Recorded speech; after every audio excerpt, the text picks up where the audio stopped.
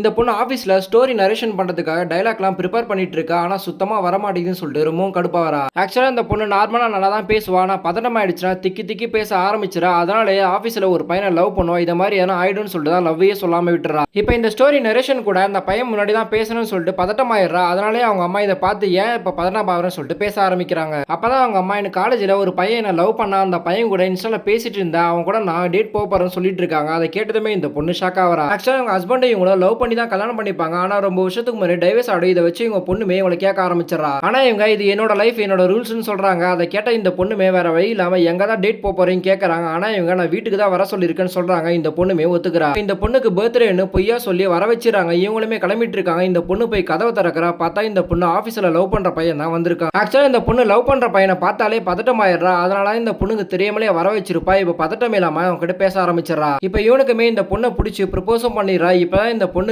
பதட்டம் இல்லாம அவங்க கிட்ட நேரடியாவே லவ் சொல்லிடுறா. சோ இப்போ இந்த பொண்ணுமே ரொம்ப சந்தோஷமா எப்படிமா இப்படி யோசிக்கிறேன், நான் உனக்கு எதனா பண்ணணும்னு சொல்லிட்டு உனக்கு என்னதான் பிடிக்கும்னு சொல்லிட்டு கேட்கறா. அப்பதான் இவங்க நான் உன்னோட அப்பா கூட இருந்த நாட்கள் மட்டும் தான் எனக்கு ரொம்ப சந்தோஷமான நாட்கள், அதை நினைச்சுக்கிட்டே நான் ரொம்ப சந்தோஷமா வாழ்ந்துருவேன்னு சொல்லிட்டு ஃபீல் பண்ணி சொல்றாங்க.